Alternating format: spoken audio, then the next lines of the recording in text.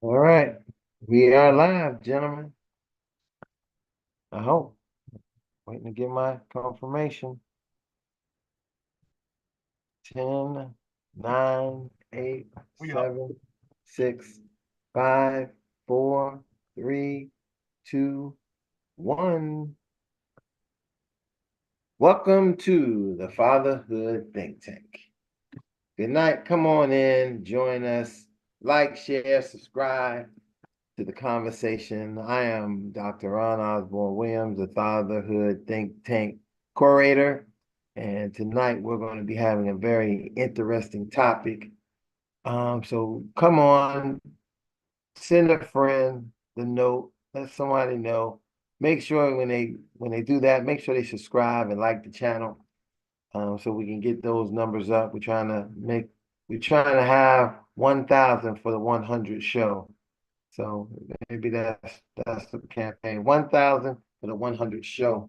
Um, um, so so that's where we're at. Again, we want to get ready to welcome our fathers for the night to this interesting topic. Um, so let's go around the room, see who's in the room, who's going to talk about this topic tonight. And then we can get started, guys.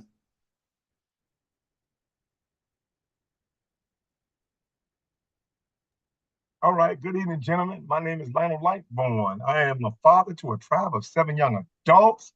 Got 3 young ladies and 4 young men, one granddaughter, one grandson, and it's always a pleasure to be here.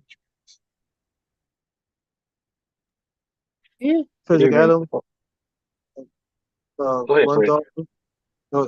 daughter, 2 sons, one grandson. Good evening, gentlemen. My name is Larry Jordan, father of two, grandfather of one. Always a pleasure to be here.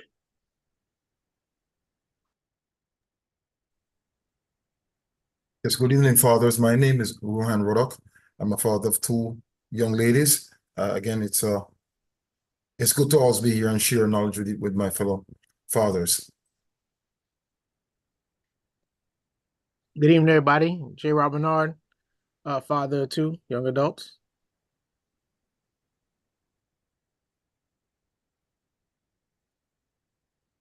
Good evening, everybody. Donald Jones, father of one young lady and two teenage children.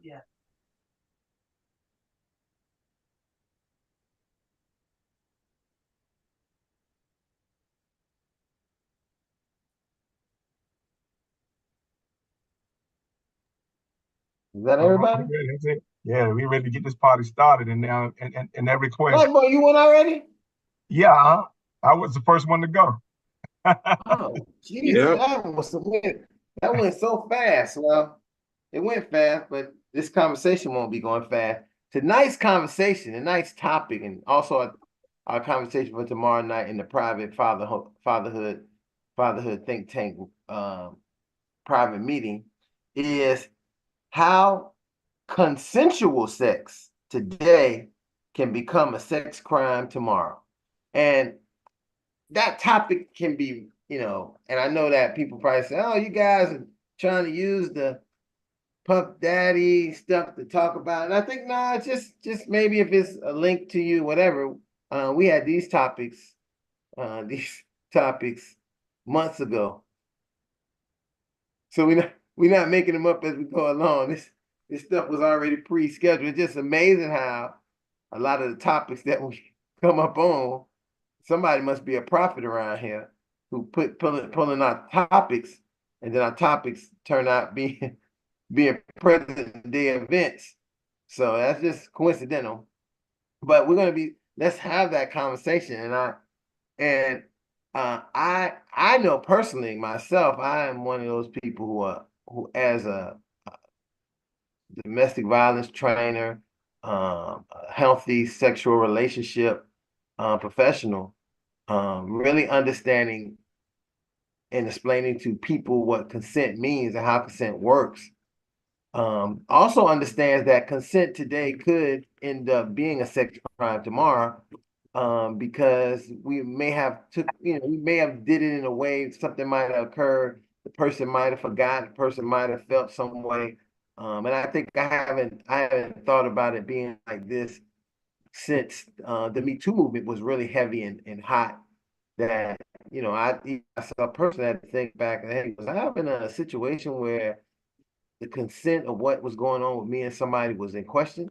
Because as I listened to the stories of the ladies who were telling them, as a man listening to those stories, I was thinking that sounded like something I had going on with somebody. Sound like a relationship I might have been in.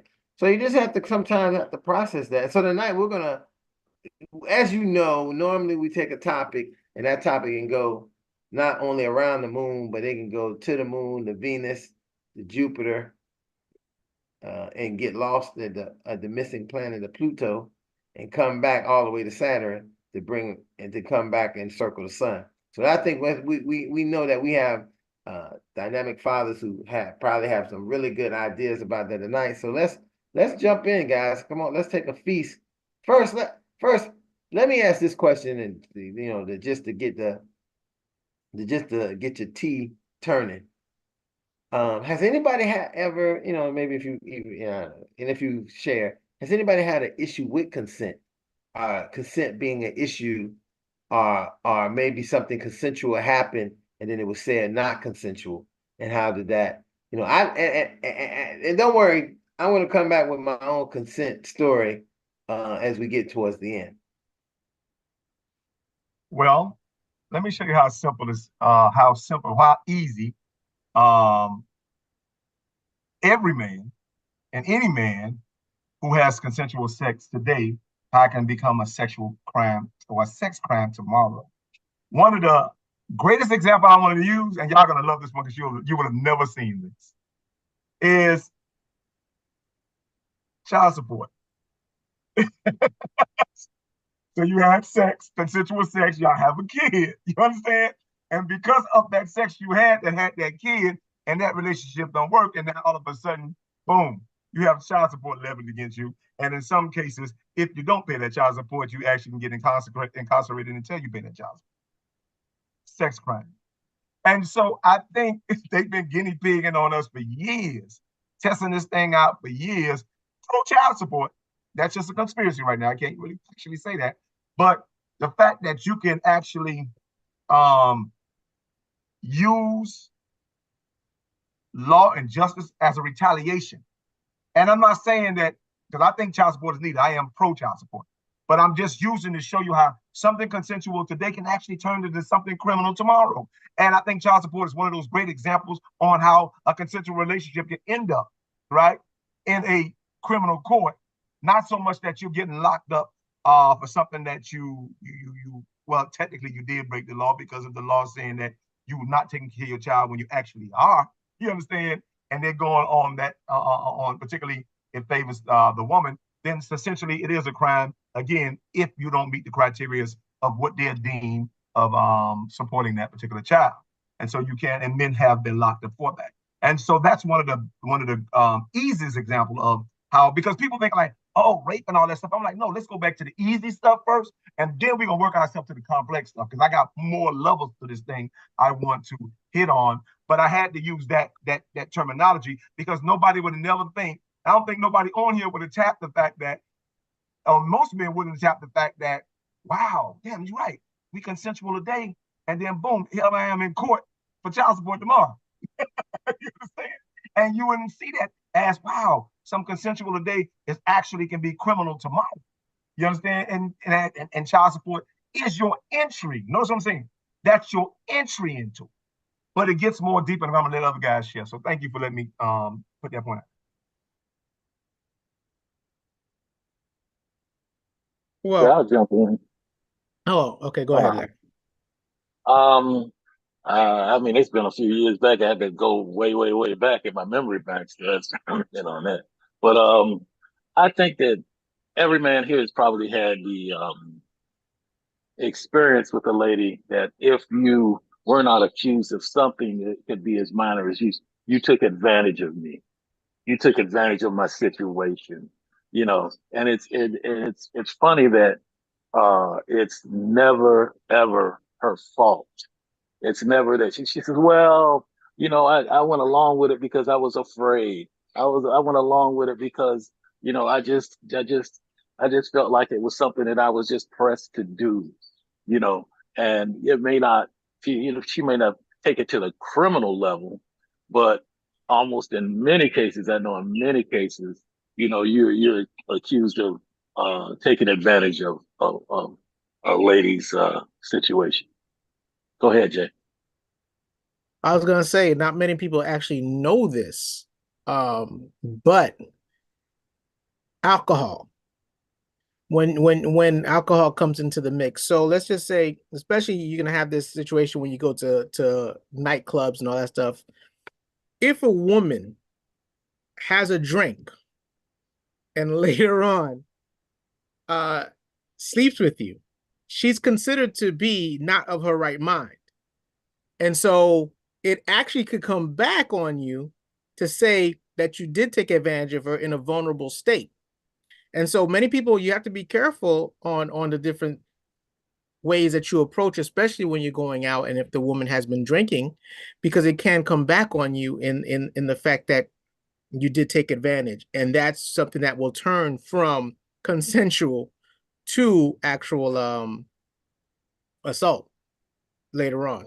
So you have to be, very wary and careful with the environments that you put yourself in order to, when you're meeting women and all this other stuff. I like to add, yeah, I always say start off with the truth, right? Because the truth will set you free. I can only talk from personal experience. I'm not one of those entertainers who's been sued. What I've seen over the years is that whenever you talk to some females, they have what's called displaced anger, yeah? And let's say you had a consensual relationship. Many years later, you call, you and the person is in dialogue, and she texts you back and said, "You raped me." And you're like, how did that come into the play? How did we have a relationship? And we're talking 4 or 5 years later, you raped me. And that changes the dynamic, because what proof do I have that I didn't rape her? I have no proof. It's her word against mine. So we know that in reality, it could be a case that she's angry with the guy she's with now. She's probably angry that you didn't get into a relationship with her. And there are many scenarios, but let's say she takes it to the next level and files a lawsuit for rape. We know that the society, once rape is filed against you, it's a damning charge. It's serious stuff. And unless you are lucky, like some other men who have the ability to not to be locked up or have money or have support, you can get away with it. But rape should be taken very seriously. You can end up in jail for something that you in your mind thought was consensual. So we got to be very careful here.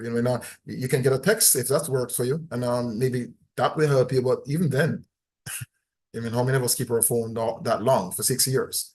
So it is a role we have to be very careful of how we travel. Food for thought. Well, I think you can be as careful as you want. I've heard situations and seen situations where people were just indicted and convicted on accusations alone. I mean, historically, we have countless situations where Black men were incarcerated because they were just simply dating white women whose fathers didn't want them with their daughters. And so they manipulated the situation that way, just on racial, just on for racial reasons. And guys have spent like a huge part of their life in jail, 20, 30, sometimes 40 years for stuff they haven't done. You can be in an elevator with a person, and a woman can, and if they don't have no cameras in that elevator, that accusation you will be arrested on an accusation way before you get cleared on. And so if you're in and I think and I think all of us can attest to this, being in this field, just the human service field, maybe a teacher, counselor, doctor, whatever. I mean, there's an unwritten rule that do not have a closed door, particularly with girls or young ladies or women, and always to have a witness. I mean, again, it's not in the book. You understand? They're not, and I think they don't put it in the curriculum that they're training you from, because they don't want to have look like with a bias that women are, you know, understand evil or something like that. But then it's a common sense law. So you got written laws and unwritten laws. It's unwritten law, and particularly for male practitioners, to never be in a room with a closed door, particularly with a woman, a female, or a child. That's the unwritten law. Every teacher, doctor, human service individual, that's just a human law, because you're right, one accusation can ruin you. And unfortunately, for men, sexual accusations is our kryptonite. And you're always guilty and never innocent. So that's our kryptonite when it comes to men. And I think you're starting to see, especially with the trajectory of the economy, you're starting to see people get desperate, and people again will use those different things, particularly in black male, because you saw it when you was in school, just in grade school. I mean, you know, you had a girlfriend, and some other girl liked you, so okay, you know, but and she knew you had a girlfriend, and so she just assumed, okay, well, you know what? If I give him something I think his girlfriend may not be giving him, and then maybe he will come to me and leave her. You understand? And a lot of time, I think that's fantasy with all of us. We play different games with ourselves. I think, and me and my wife was talking, I often say men and women hustle differently. Men and women hustle their bodies differently. And make no mistake about it, we do hustle our bodies. Everybody hustle their body. They think they don't, but they do. For the most part, men, we hustle our brawn. That's why you see we always in fighting, we always doing something physical and violence. And so we hustle with our violence. You understand? But then women, for the most time, hustle with their sexuality. And we don't want to really have that conversation because it seems like, oh, it's biased, it's sexist. But I'm not. No, it's true. You understand? And so with that, I seen situations something simple as, oh, just it starts that simple. Oh, I'm gonna tell your girlfriend. You understand? Now imagine that's grade school. I'm gonna tell your girlfriend. So imagine practicing that extortion from grade school, and then boom, you into womanhood. If that extortion and that type of mentality and character doesn't get checked, then that extortion go ahead and it balloons. Now it balloons into what we're seeing right now. And so you have the accusation, and the power of accusation start to overrule the rule of fact. That's a dangerous place to be in. And so I'm going to leave it right there, and hopefully I can hear from somebody else. No, we're going to just talk this out. That's why it's called the Fatherhood Think Tank. And we don't want no 1,000 subscribers. We need 1 million. You know, Actually, I think, go ahead, Don. appreciate it, sir. Thank you very much. And how you doing, Mr. Lawrence? All right. You opened up a big old can of worms with that, Lionel. And the reason why I can say that is because we don't know if this young lady or this little girl is being taught this at home by her elders. And most of these women, and I'm just using this as like just an example, not saying that it does happen, they use the court, they use their sexuality to their advantage to take control of a situation and cry wolf about it, knowing they lying, but they'll have other women inquire, lying right along with them to make it more believable. So it becomes a bad habit that these young ladies develop and carry on into adulthood. And I'm gonna land my plane there. Yeah, I think it especially is true when you have a woman that makes that claim that is of color. I think in many times the justice system is more apt to make her prove it. They're going to ask you more questions: when, where, how, why, and you're going to have to explain your story, and you're going to have to, what's your cooperation, who you got for your backup, now if you are not of color, all you need to do is make the accusation, and then the system takes over from there. I mean, and that's the unfair part about the entire thing. The whole thing is unfair, but I think it is even more unfair um, when a woman of color is actually tested in those situations, and someone that is not of color is not. They're just assumed to be right just because it came out your mouth. It must have happened, and that's just not right. That is called, I believe, guilty until proven innocent versus innocent until proven guilty.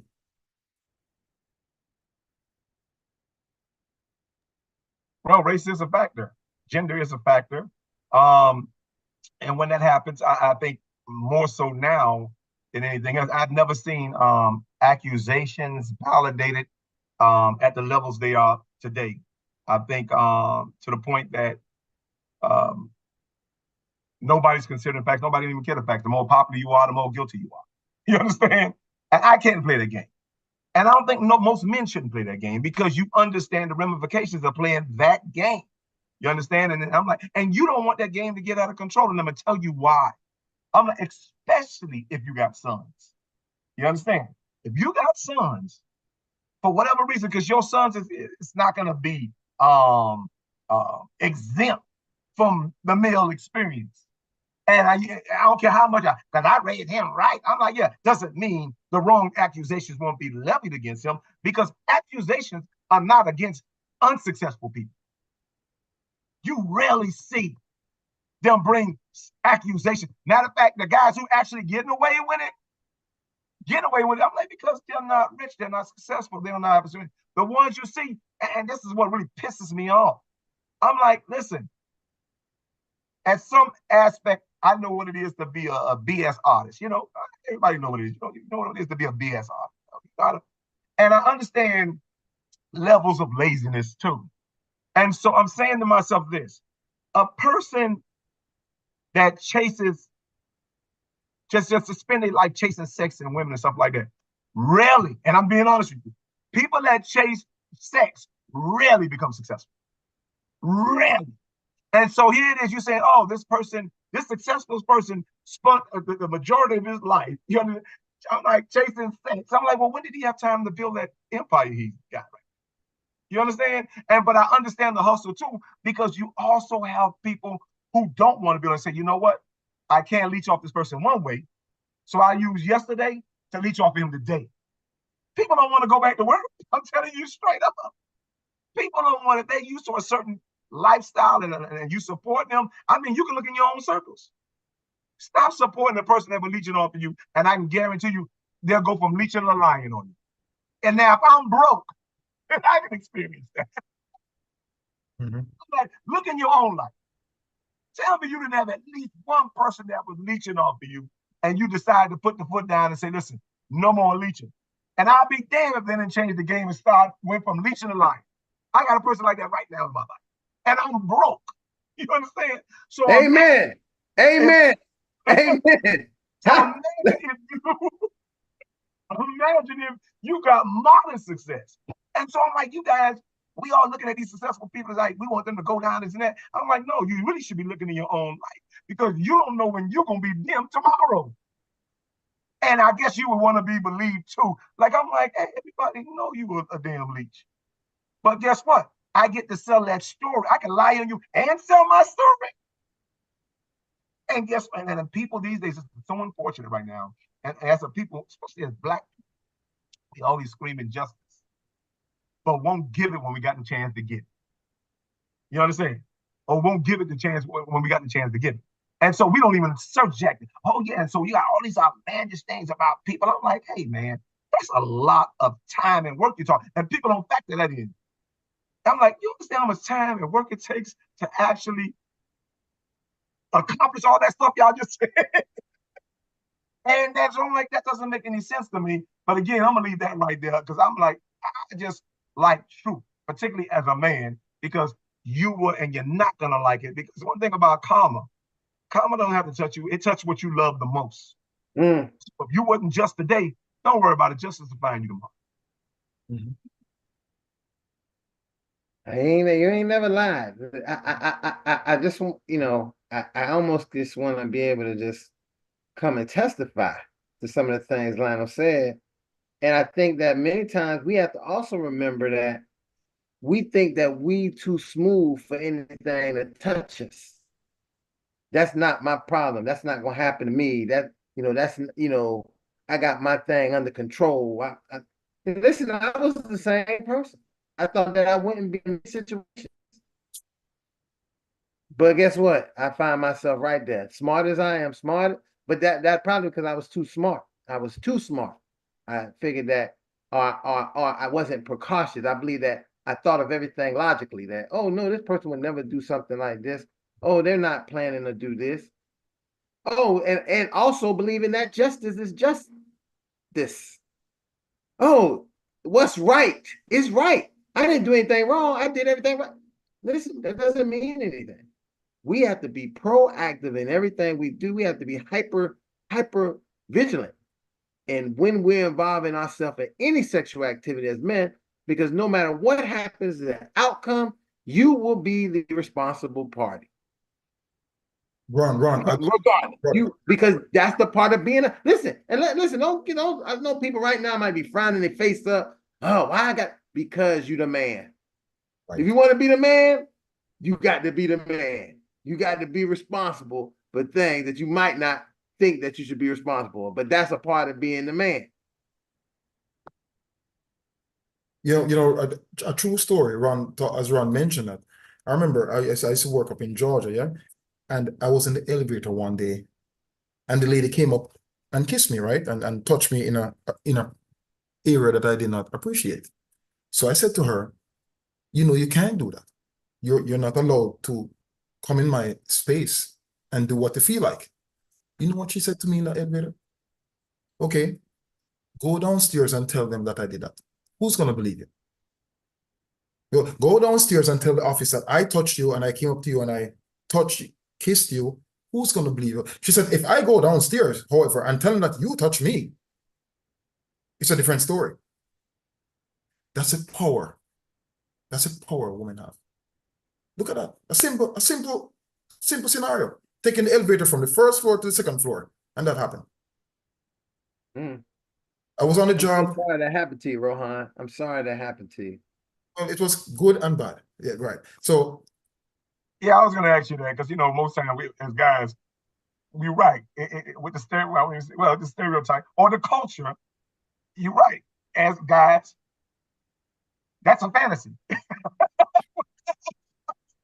And there was a time that was a fantasy, and so we would rag you for that. You're like, yeah.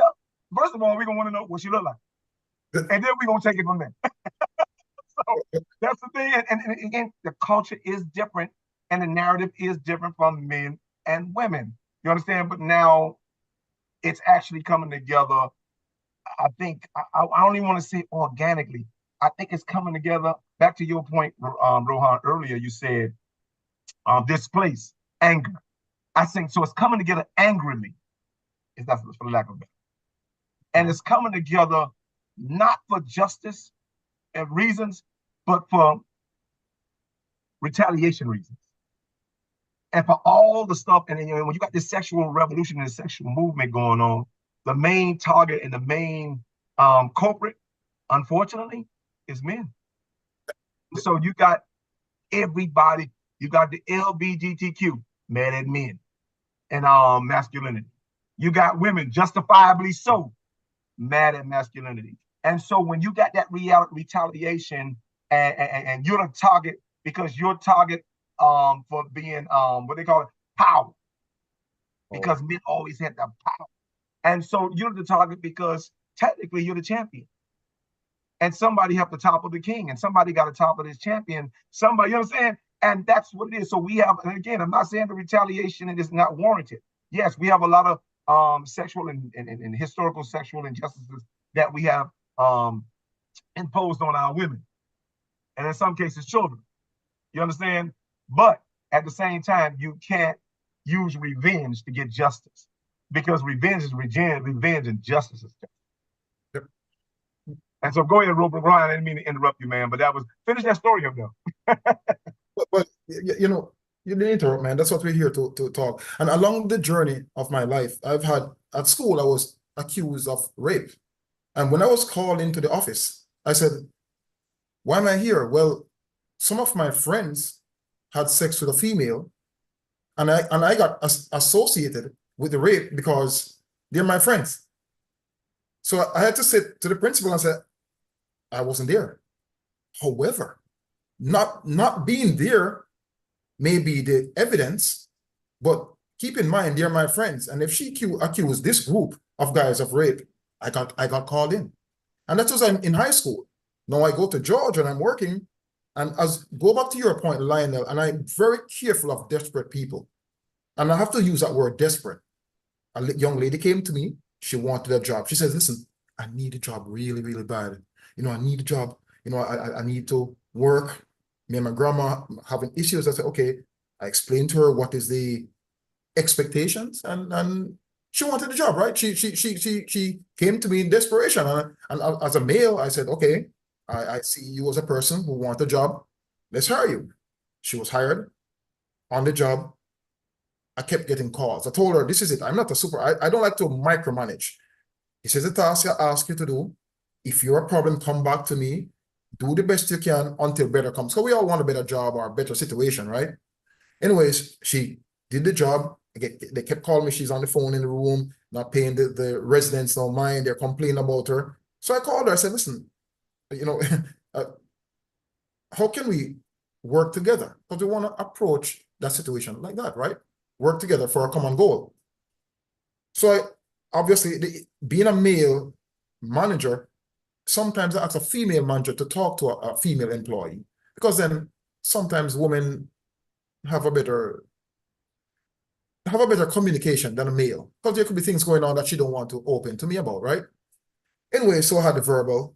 Then, of course, one day I had to write her up. No, I don't do write-up like just write up someone. I do a write-up just to say, this is the intent to improve by a certain date. That's how I write up. So we write up that we're going to do this, and we're going to remove it within a month if there's no improvement, right? So again, we're not putting someone down. We're going through the channels, right? And I do the write-up. Good. And they kept complaining about her. About, I don't know if you guys know, it's like 90 days probation, right? So you got like 90 days probation. So around the last 2 weeks, I get called in the office. I got called in the office, like a regular call, because I'm a maintenance guy. So, I'm going there thinking it's more stuff to do. And I sat in the office and they said to me, we have a worker here who's accusing you of funding her on the job. I said, excuse me? She said, she was working, and I came over and I touched her in an area, and she refused, and I pushed myself on her. And I sat there and how on earth, I missed the one at high school, and how did I end up in another one here nearly 30, 40 years later? Should I say lucky for me or not lucky for me? Here you are, you have a child, my wife wasn't working, you're the breadwinner, and here I am being accused of inappropriate action and actually can lose my job. And in some cases, even be brought to court for a civil case. You know what saved me? Those write-ups that I had. Those paperwork that I had to show that I have been communicating with her. I wrote her up with the intent of doing better. And I said to myself, how many people have that? How many people have a write-up or paperwork or paper trail to say that this situation is leading up to this situation? Of course, she went to another department. She eventually left the job. But how many people get that lucky? How many people go into the situation, get accused, and are free to talk about it like me? Serious stuff. Funny part about that, Rohan, that happened to me while I was working at an airport where I am. And I had a young lady that constantly showed up to work late. She wouldn't come to shift on time. She would take breaks whenever she felt like it, just not tell me she's supposed to let me know. And I caught her one day stealing, because things had been coming up missing only on the days that she was working, and I made note of it. So I understand what you're saying about the paper trail. But when I caught her in the act and I told her I'm going to let the DM know, she was like, but I wasn't doing nothing but giving them water. And I told her, you were told weeks ago not to hand anything out that back door. That's considered stealing. They can come to the counter. And she was like, ain't nobody said that to me. I was like, I said that to you, and the DM said that to you. And I already know you've been wrote up for it. So I'm going to have a conversation with the DM before the end of the shift. So I called the DM, asked her, what should I do? She told me to go ahead and just suspend her for the day. I said, no problem. So I suspended her. When it came back and they viewed the camera, she had done did this like 3, 4, or 5 different times before I actually caught her. So they ended up firing her. And during the process of firing her, with her having to turn in her badge from the airport, She accused me of sexual harassment, said I inappropriately touched her, and I said some things to her that I shouldn't have said, being her manager. Knowing I never said anything to that young lady, wasn't anywhere remotely attracted to her. And everybody know I got a fiance. So when this came to my attention, I was like, why would she say something like that? And what had dawned on me was because she got in trouble and I caught her, and me being a nice guy that I am, she felt like I shouldn't have said anything and I should have let her slide. When all that came up and I did adamantly tell them I don't want nothing to do with her, never even said nothing out the way, no text message, no nothing like that. They still put me under a little bit of a surveillance for like 2.5 weeks without my knowledge. But once they seen how I was interacting with the young ladies, they was like, oh, okay, so you didn't do it. And I was like, it took y'all actually to look at this and show me myself on camera to say I didn't, when I told you I didn't, because it was nothing like that of the sort. She was just trying to get me in trouble to get me out of a job. So I concur with what you're saying, man. Well, These young ladies can say well, anything. let me say this. I want you guys to understand that sometimes we will believe that what's being done is intentionally to be done to us, right? And I have learned that I have learned and I have experienced that it's not really done to be done directly to you. You just happen to be the person that is the person that, you know, like when we talk about people snitching, right? You are the person that they can deflect what they have done onto you. I mean, I've seen it 1,000 times. It wasn't about anything you did with her, but if there was an issue that you have came on to her, maybe they had the company had to rethink about should they fire her, right?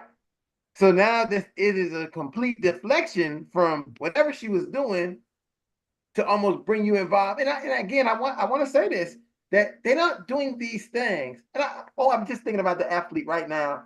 But he got to end up he got, oh man, what's this guy name? He was accused of raping a girl when he was in high school. He ended up playing for Pittsburgh later. He lost everything, uh, all his football, all his things. Years Yeah, later, I got the girl came back and was friendly with him and was saying that, and when she told him that, she was willing to talk to his lawyer to try to help him. The truth. Mhm.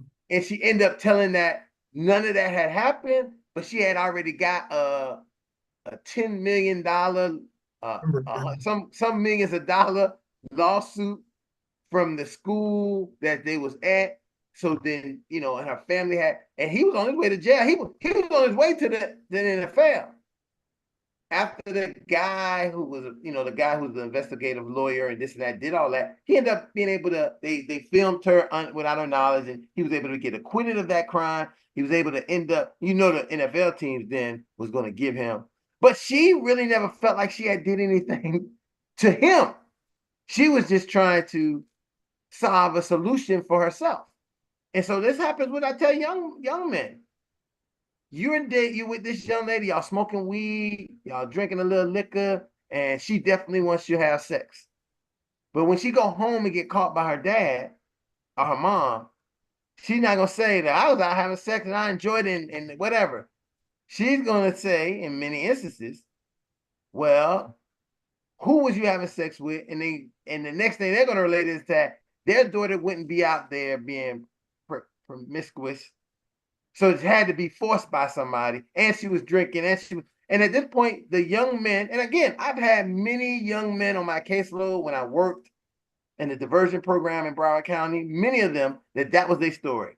Their story, I mean, we had stories of people who had never even had sex. He was still a virgin. Other people had been blowing the girl back out, but she liked it. To like one point, she liked it him. She wanted to have some relations with him. He was just being, I'm gonna go behind him and get some feels and this. And then it turned out he's the only one. He a star athlete. He the only one about to have his whole life turn up. His mom cried. I mean, when I first met with his mom was She was like, he's supposed to be getting ready to go. He's still a virgin.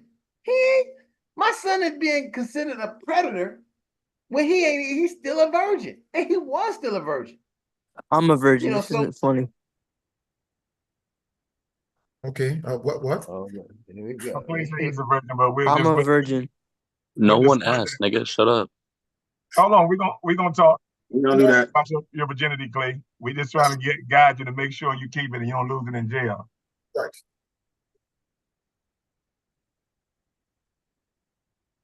There's nothing wrong in being a virgin.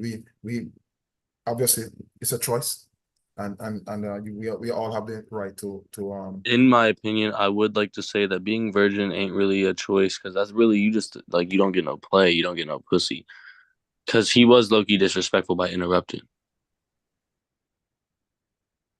Well, you're going into the gray area, my friend, and when you go into the gray area, there are many things that need to be discussed because yeah, they went into the whatchamacallit area now. Well, that's speaking from their experience, and so you're talking about they sound like adolescents, at best teen to young adults, and so you got to understand the mentality they live in and the reality. Your mentality is your reality. So, the mentality and reality they live in, it's more risque than it is. Our mentality is more research because we're older, our experience, and we have more to lose. And we have lost things. But when you have nothing to lose and everything to gain, and your risk factor at that particular age is at where they are, this is the whole conversation to really guide them, because it's a cultural shock when the whole world is coming down on you. You understand? For something that you just to say it for what it is, like the guy example you gave. Imagine the whole world coming down on you for something you didn't do, and imagine doing the right thing all your life to get a wrong result at the thing you never did and that you stayed away from. So imagine you you saved yourself. You understand? And now you're getting ready to get slayed for something you saved yourself from. You understand? So I think for the most part, I think, if we can do the research, but if the research is done and it's accurate, you're gonna find out a lot of good guys. I'm talking about guys who actually did the right thing, actually were victims of these accusations, and they were actual good. And I'm honest, they were easy targets. You know why? Because the good guy is not gonna slap the hell out of me when he see me. A good guy is not going to beat the hell out of me when he see me. A good guy is not going to blow my head off for lying on him. You understand? And so the good guy is the perfect choice to lie on, which is back to my original point of why everybody, and particularly if you got boys or men in your life, you ought to take this seriously. I'm like, listen, take these accusations seriously. Because again, you don't know when it's going to be your son, especially if you raise your kids to do well. And when they do well, they become stars. And when they become stars, they shine bright. And guess what? When they shine bright, they're going to attract marks. You understand? Mark. You got marked personality people. And you got people that will set people. You got your own friends that will put girls on you and set you up.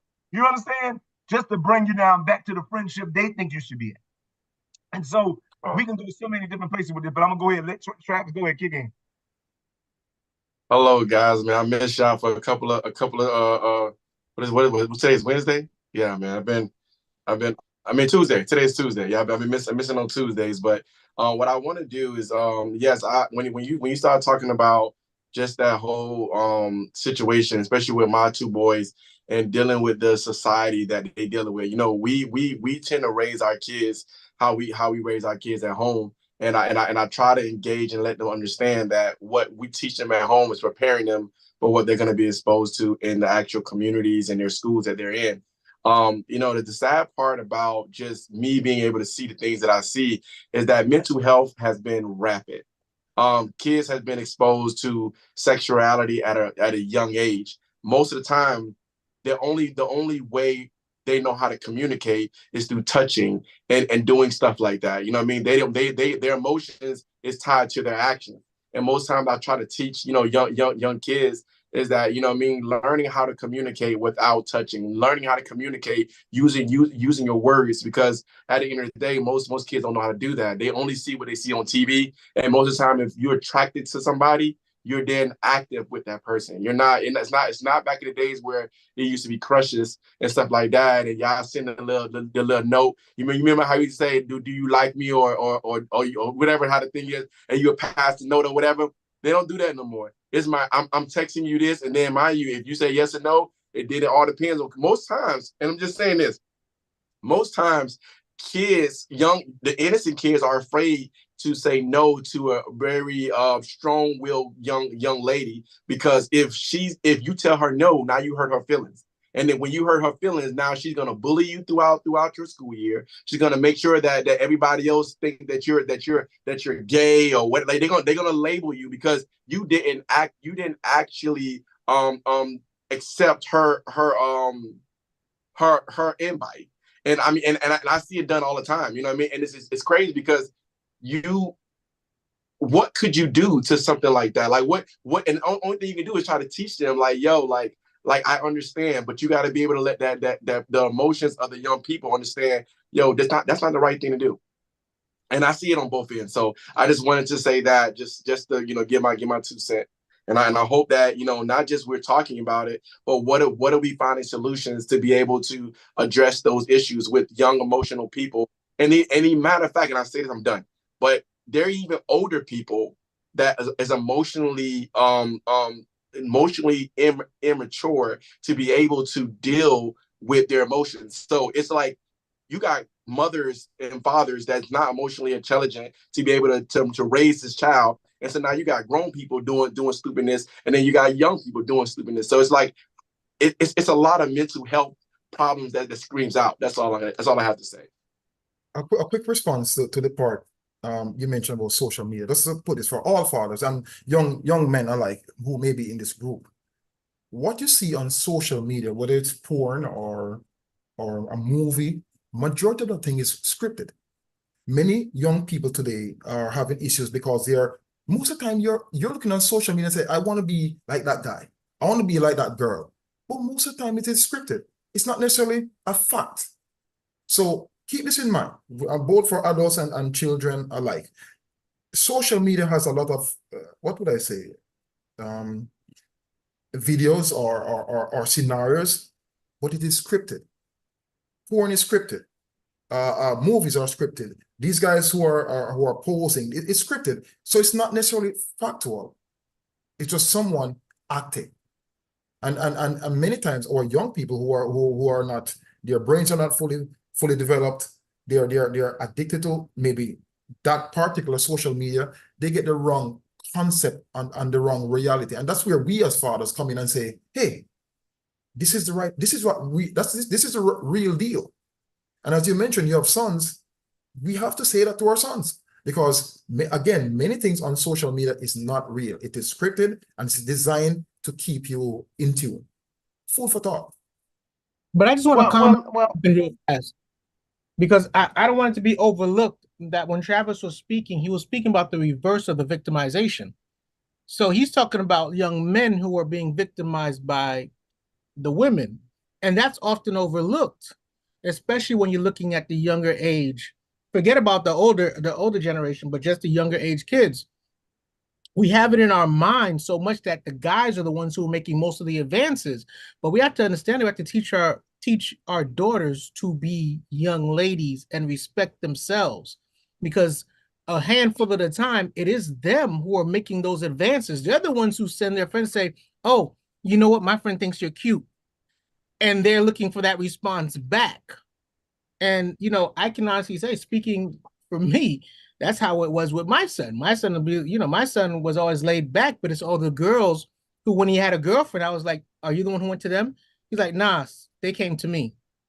So you have to be mindful of that, because a lot of times it is our young women, our young ladies who are making these advances, and we have to teach them to control themselves and to make sure that they're respecting themselves in order to you know, not put not only themselves in a precarious situation, but also put someone else in a situation that they shouldn't be in.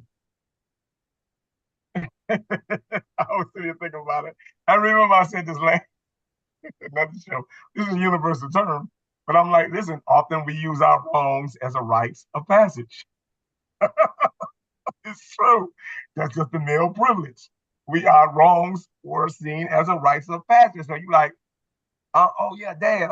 Oh yeah, me and I had sex. You like, oh, that's my boy. You understand?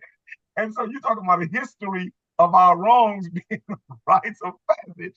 And you know what? And it's actually coming back to actually victimize our sons, because we really never put the integrity out there that they really needed to be the whole I want to say just whole young men, but whole boys, so they could become whole young men. And they can do, and we taught them, unfortunately, and I'm just gonna say it, I'm gonna put my contributions in there. I'm like, if we taught our boys how to lay our girls down, we taught our boys how to lay women down more than we did to pick them up. That's unfortunate. And you talk about that's just not now, that's historically. And so if you got thousands of years of men and our rites of passage that teaches our boys how to lay women down more than it does to pick them up, then they'll be proficient at laying them down and not picking them up. And I think that's where a lot of these issues come in. To Travis' point, the women, when you start to see a certain climate, you understand, then the women start to understand their power. Because never think that power of sexuality is a one-way street. It ain't until the women recognize their power. And they have a greater power. Because when they recognize that they do have a greater power, I don't have to tell you when you look like the City Girls and the Sexy Red and Glorilla and the rest of them, they tapped that power. Then they understood the power of wait a minute. We don't have to be exploited by this thing. We can be empowered by it. And so when people are like, oh, you don't want your girl, I'm like, well, no, we can't sit here and demonize and stereotype these artists, because they realize and they reversing the power structure that would normally victimize them. And then guess what? Now when they own the power, now we want to vilify them. Because now here it is, what they call it, sexual stereotypes and sexism would normally victimize them. But now they say, you know what, I'm going to own my sexism. And now we're going to vilify them for owning their sexism. And so I think a lot of this is about a lot of the chickens coming home to roost, because I always wanted to use that Malcolm X terminology, which simply just means we're starting to reap what we sow. But now, and I'm going to be honest with you, we're raising better young men.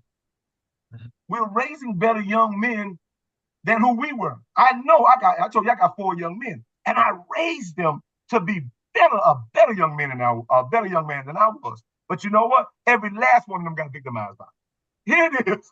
I literally raised them to do the right thing. And every last one of them got the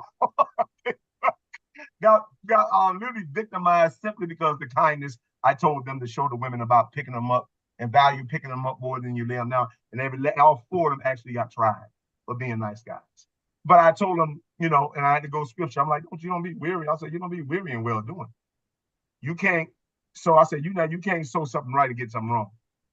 You can go sow something right and experience something wrong, but you can never sow something right and reap something.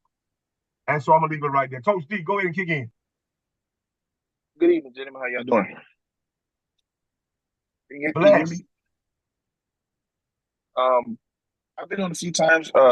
Brother Castro had me come on. It's hard for me to get on all the time because I work afternoons. I just finished part of my shift. There are a few things that I love when I get on here. This is a great conversation because I have 4 boys. But my question is, I work with kids, I coach, I ref. I'm a high school coach. I'm a high school ref. I do youth league. Right now I'm doing middle school basketball for the PAL for Westlow River. My take on certain things is, why must we label everything a mental health issue? Now, before anyone responds, hear me out.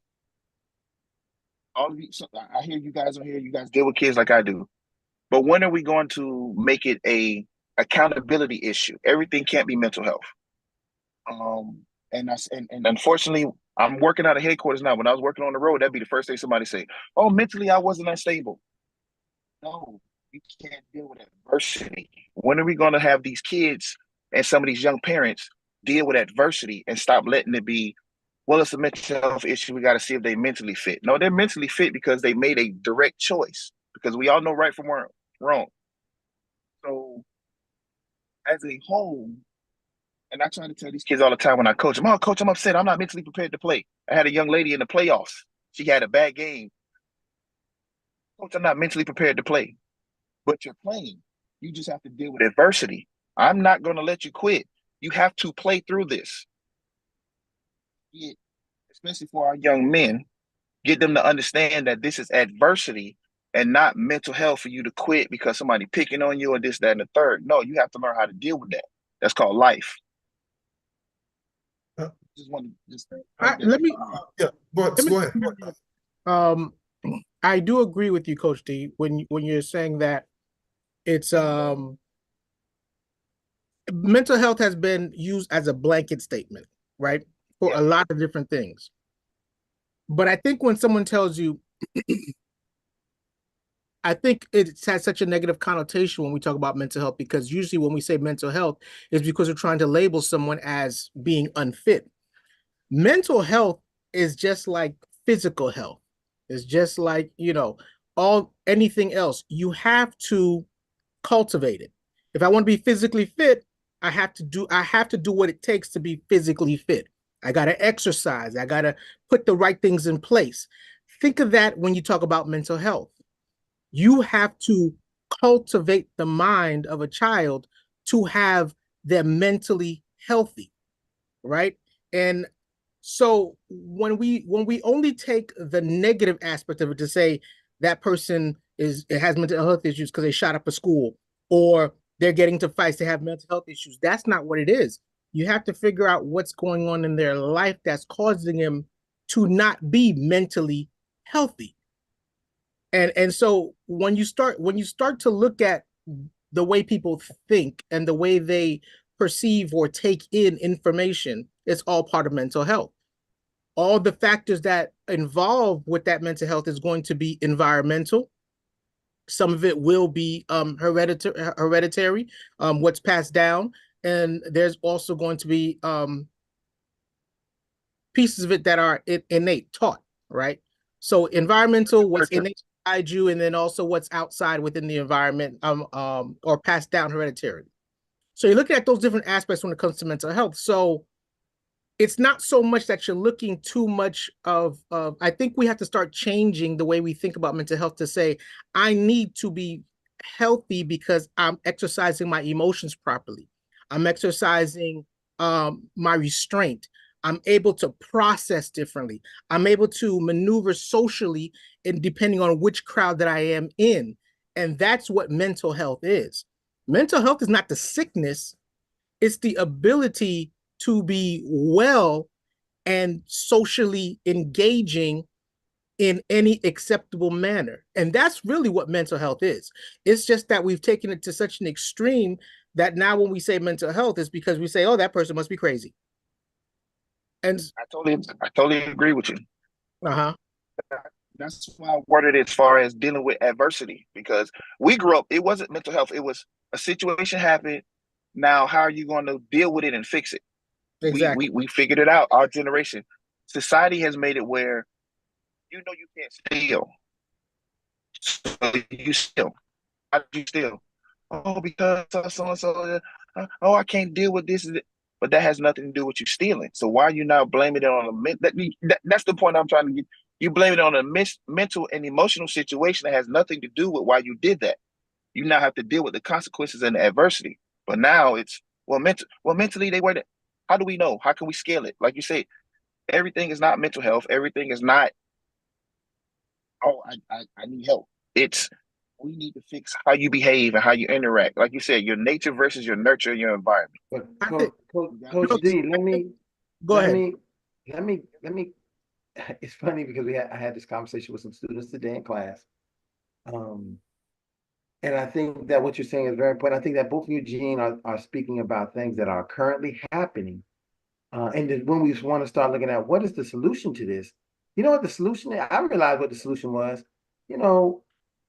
In this conversation where these kids were supposed to be doing algebra tests to improve their skills, they're having a conversation about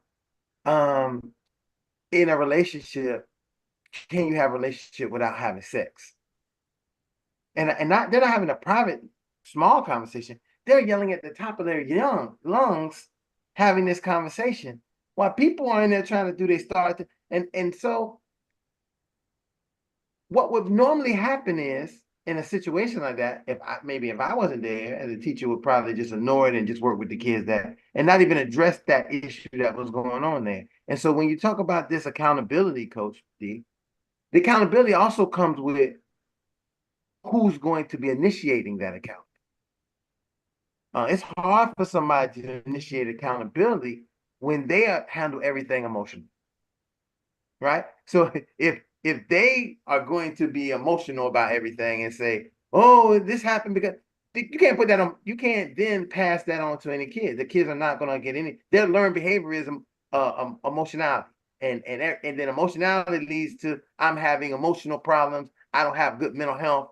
And you're starting to say that that's not true at all, because when you're doing the things that you want to do the way you want to do them, your mental health and your emotionality is fine. It's when you have to do something that you may not want to do. Almost sometimes we see this like in the infant stages that they're still working in the pre-infant stages of development.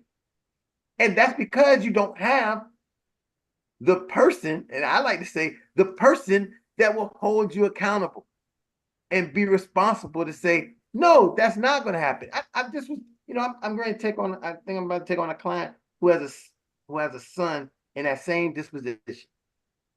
The father is trying to figure out how to really deal with his son, who he feels like is just, everything is unstable. And for what, and here's a valid point, folks. We like to say, oh, because the father's not in the house. No, listen. The parenting has changed for parents because our society has socially constructed everything to me, I like to say, to weakness. I like to say everybody has to be weak, and they have to be emotional. There is no more being the idea of being stoic and saying I'm going to cope and that we used to say, and I don't like people to say that, but bootstraps. We're gonna get by the bootstraps and tighten up our boots and deal with the problem.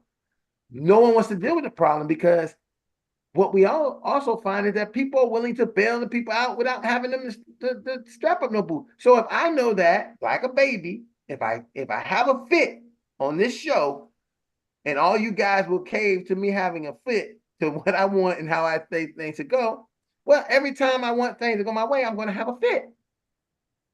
Unless Lightborn say, man, we're not doing that. And you can go over there and cry all you want. There is the iron sharpening the iron to let them know that this is not how the real world works. The world is not centered around you. You have to fit into the world and make things work. But if we don't have that guidance from the parent or the parents, the children believe that everything should be fitted. Listen, if I have to pick up one more book, your book that you should take when you finish your lesson and put it, I ask the question every day to my co-teacher. I said, man, why are you picking up these books? If it was up to me, if I was a teacher in this class, they wouldn't have no books. They'd come in here and look for the books would be gone. Because you gotta give them accountability and responsibility. But once we pick up the books, they come in and they leave the books again the next day.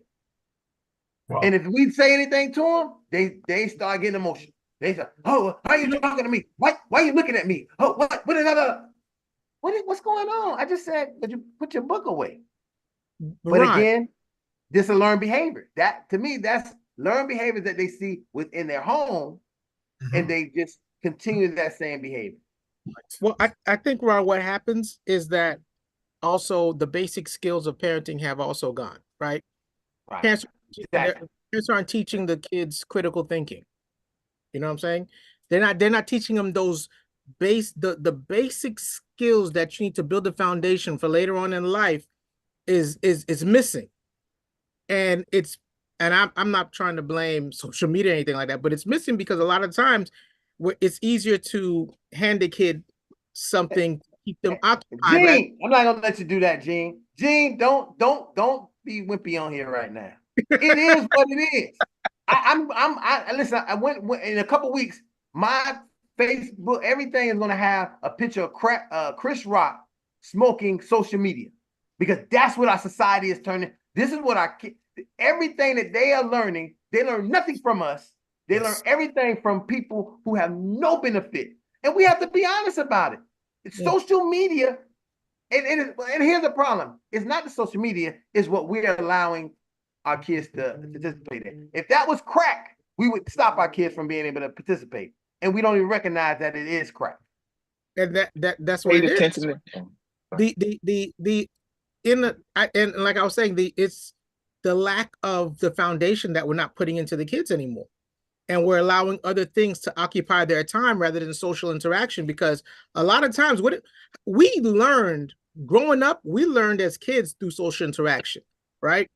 We learned how far we can push our friends, right? And we're like, I can't go that far with them. We learned how far to push our parents.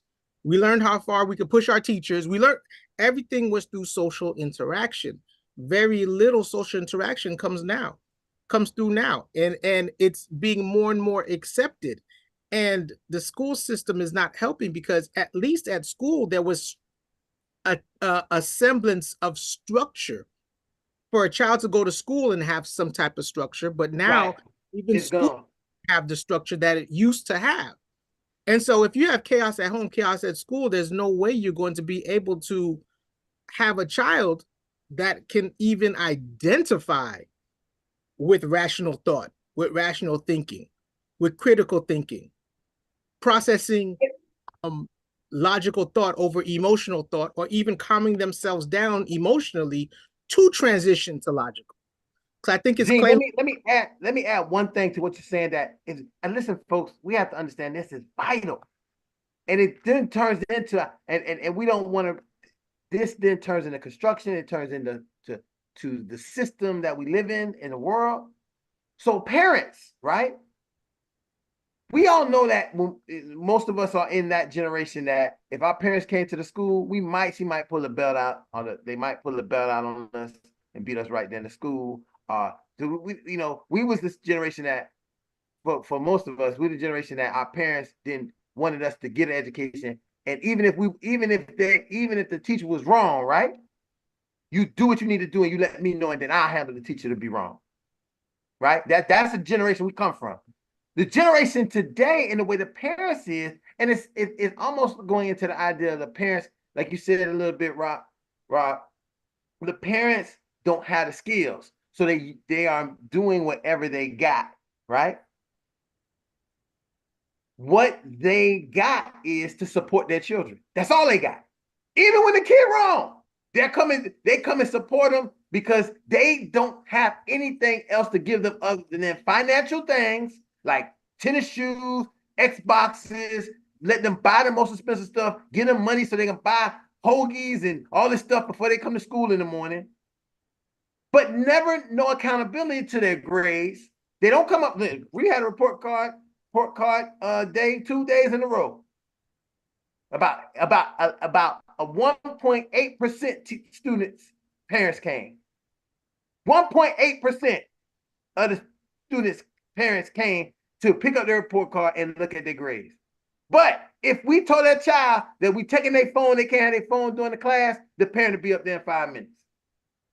Where's my child's phone at? You can't take this phone. I pay for this phone. So we're talking about the dynamics of really looking at parenting has to be reevaluated, and how people are understanding to be parents. I'm going back to Coach. We're gonna build on that Coach D point. Travis, you wanted to say something, then I'm gonna bounce it back to. Yeah, man. And listen, we can get real deep in this. It was a lot of little touching points. Coach D, you made a valid point. The thing is, what I was coming up with when it comes down to mental health, right? It's a variety of things. You know what I mean? We're talking about just how I grew up, and we all grew up. Like, there's a lot of unaddressed issues that we carried on to our kids that we added in was not addressed with our parents. And I honestly, mental health been going on, but we never really knew what it was. So it's like that's a whole nother issue. But my thing is, and then this is how I feel about mental health. I feel like say a kid or anybody that just haven't never learned how to read. They will label that person as illiterate. Oh, you know, they can't read, whatever. It's not saying that they're dumb. It's not saying that they're not intelligent. It's just that they just can't read. It's sometimes people don't learn the same way when it comes down to just life in general. But I've learned one thing, like, you know, you have to find it in yourself to get yourself out of certain situations. If you see the problem, if you see the problem of the of a situation, say you got mental health, you're emotional, we got a lot going on. It takes time for you to actually develop that strength. For every last one of us, we went through a lot of stuff, but it made us stronger later on in life. So I just wanted to make sure that not just like labeling somebody as mental health and that's it, and we're leaving it as it is. That's not a disease. It's actually something that can be curable. We just got to be able to find out what it is and being able to develop them. But my thing is, sometimes we don't. I've seen kids that's on medication at these schools. I have over 50 schools that I deal with, and I see the culture. I see so much. There's so much stuff going on just in the school system that is not being addressed because at the end of the day, they don't know what to do. And I mean, and then my thing is, we get guys like us that want to care, that want to help, but there's so much stuff that when I say mental health, it goes past just a kid. Like, it goes to the mama, and the mama been in and out of jail, the daddy been in and out of jail, that emotional. It's so much stuff that honestly, I don't think we can even find an issue. I mean, find a solution for it. All we can do is just do one thing at a time, help one child at a time, help one family at a time until we can able to get it balanced. But it's a bad situation out here, just in our community itself. Okay, now this is the problem for me.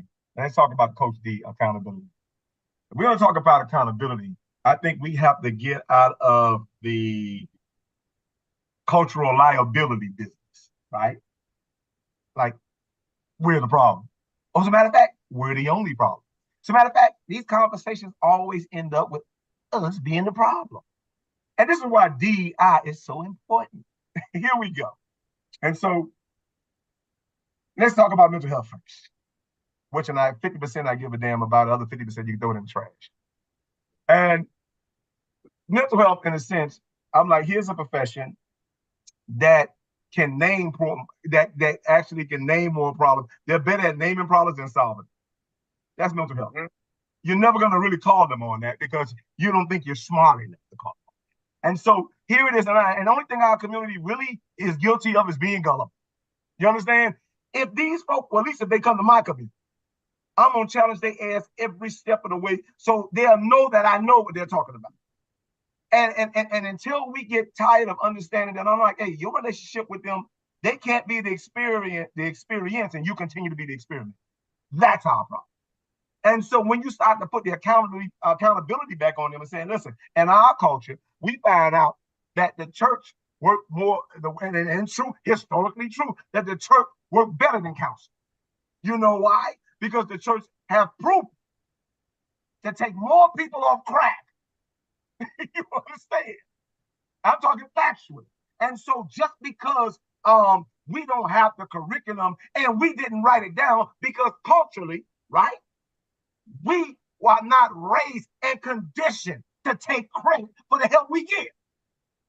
You understand? And you can't make me feel bad for that. We're not raised like that. But since they come and talk, oh yeah, taking credit for something that you may or may have not done, you understand? And not factoring the other forces that do more than you to come to your thesis.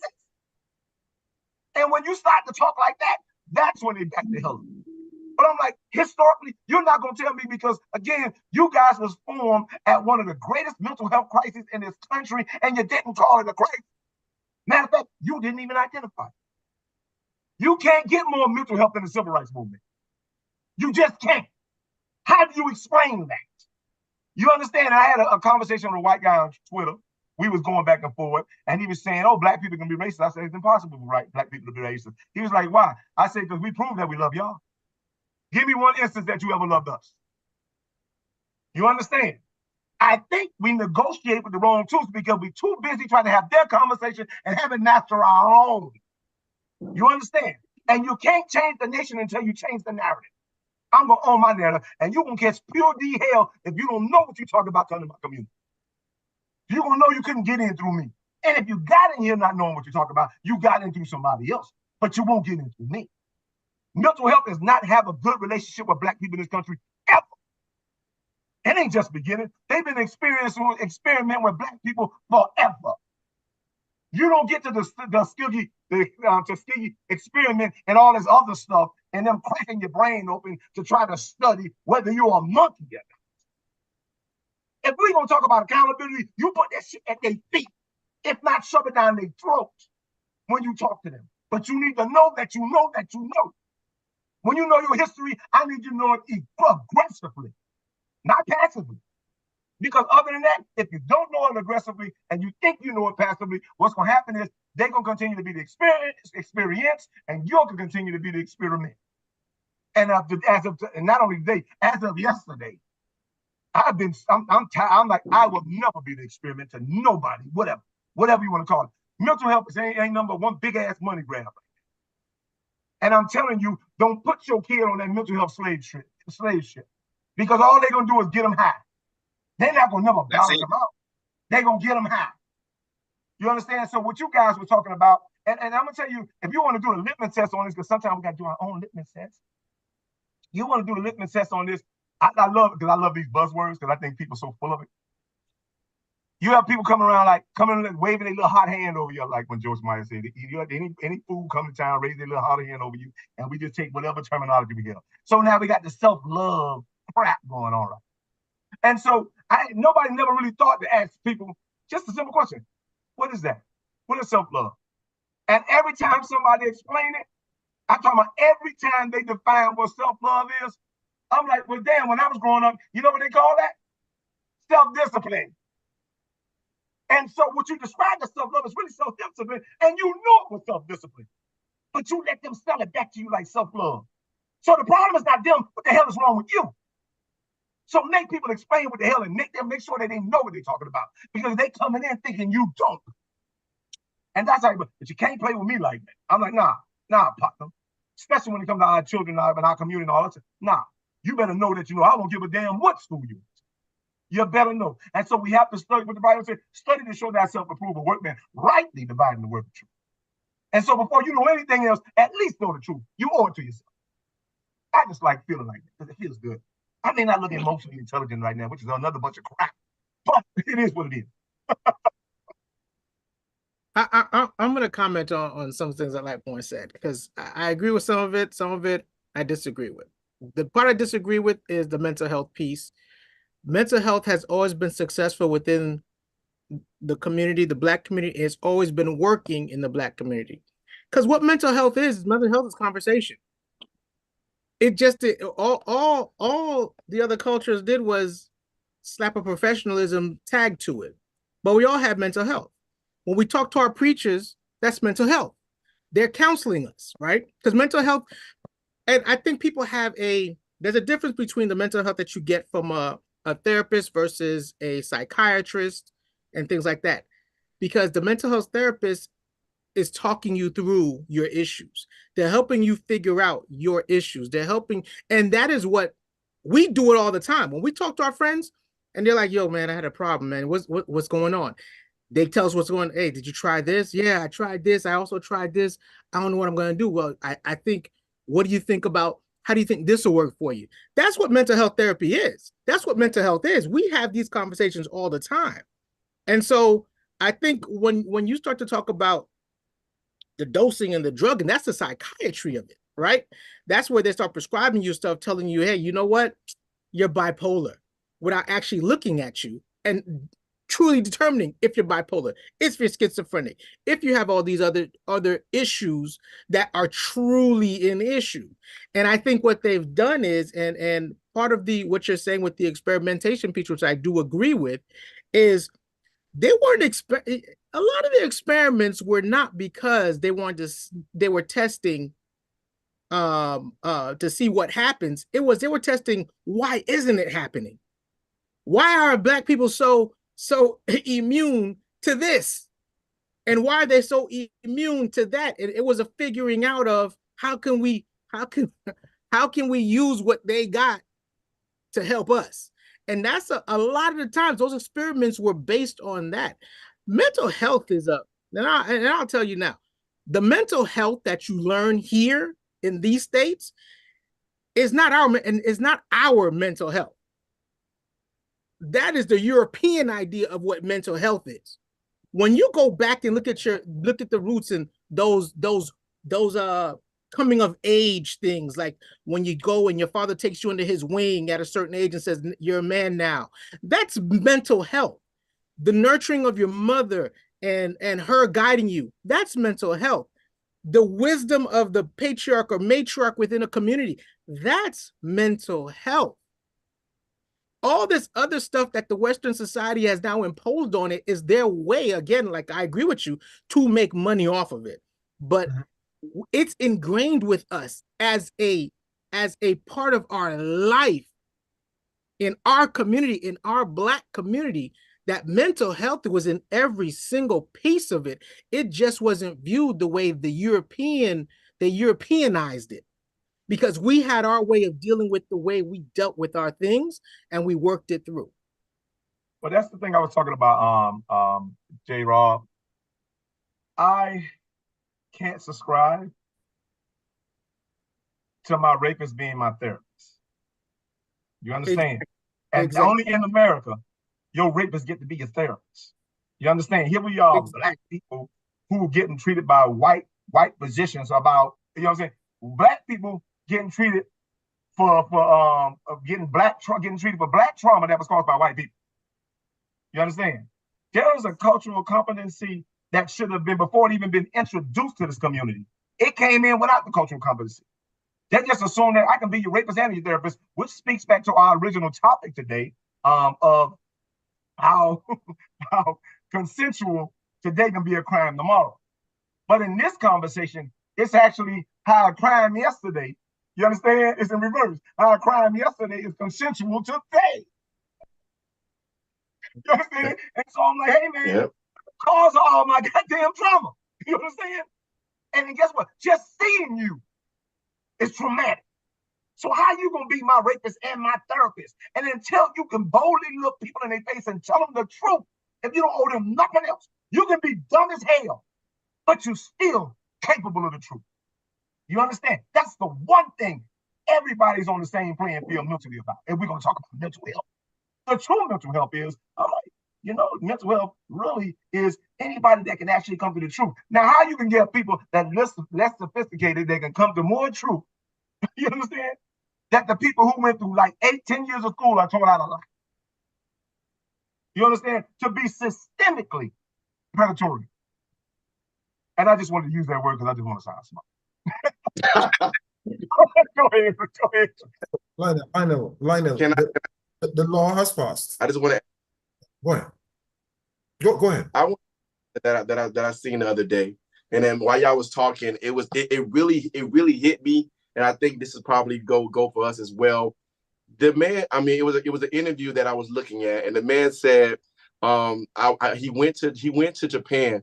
He was doing some crime ball stuff or whatever, and the fact was, the Japanese guy told him, he said, y'all Black people are so powerful, so intelligent, so like we are so jealous. Every nationality is jealous of you all.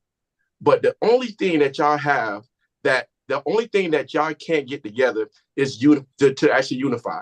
I say that was so crazy. He say if y'all ever get together and unify the people, we no other nationality would ever be able to touch you all as Black people. And I say, that's so crazy. Us being Black people, every nationality is threatened by us, but we cannot get it together to be able to be that force that we need. And we know the power that we have. We just can't get it together. I'm still trying to understand that. That was on Shannon Sharp. That was comedian Godfrey who said that his homeboy was a dope dealer in New York. And the man told him, y'all can't organize crime. I saw that interview. I saw that statement. That was a deep statement when that man said that to him. Well, And now, that's easy to well, that's not nothing that's not what I'm trying to say. It's common sense. I'm like, well, you asking a question, he's asking a question you should know the answer to. I'm like, what organization they brought you here? How organized were you when you came here?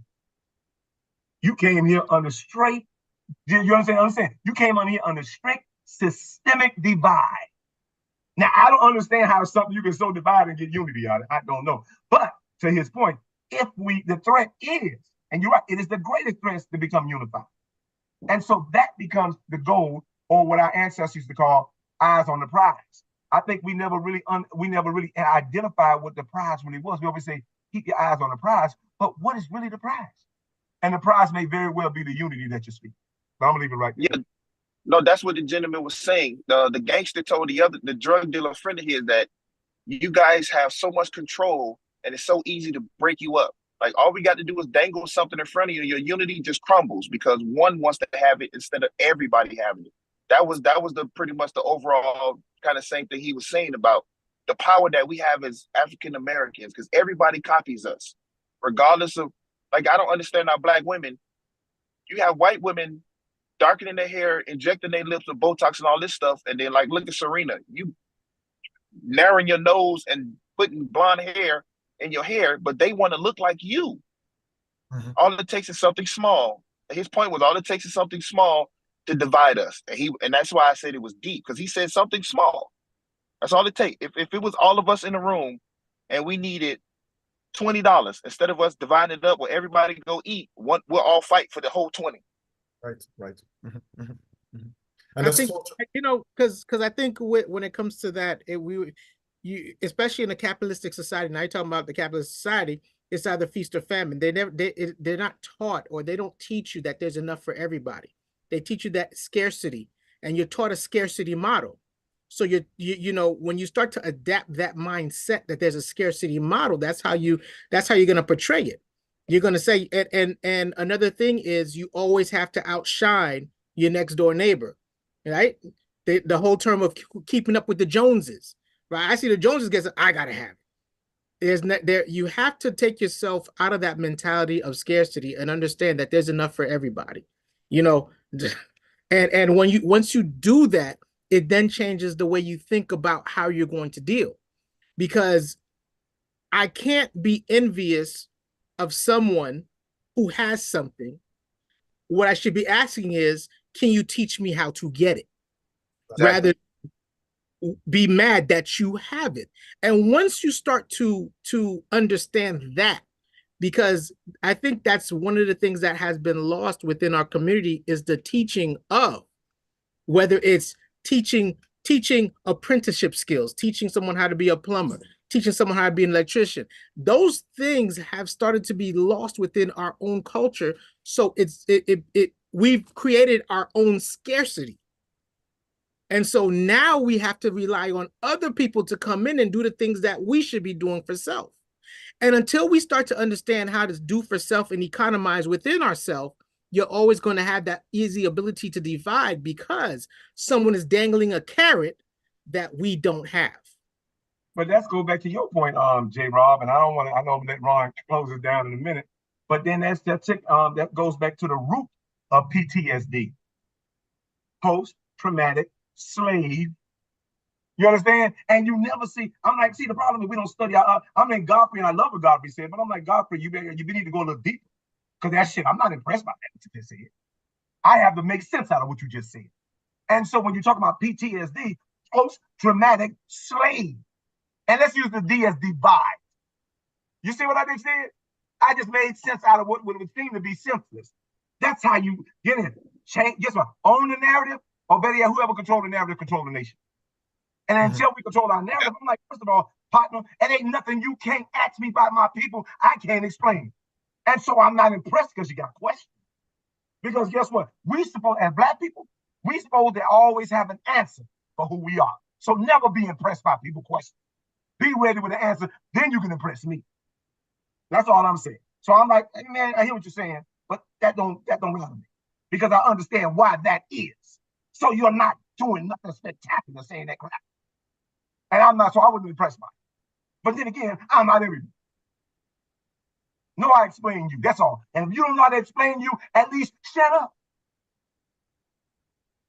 So Lionel, the law has passed from October. Mentally ill people can't be homeless anymore. What's going to happen? You're making a very good point. The law has passed that there will be no one sleeping on the streets in Florida come October. Do you have something to say about that? There's going to be a lot less black people with the diagnosed mentally ill. Yes. Trust me on that. Listen, the world has been trying to solve that problem for years. I would love to see. Listen, we better be very mindful of what's going to happen. Listen, Rohan, you asked that question. What happened after slavery?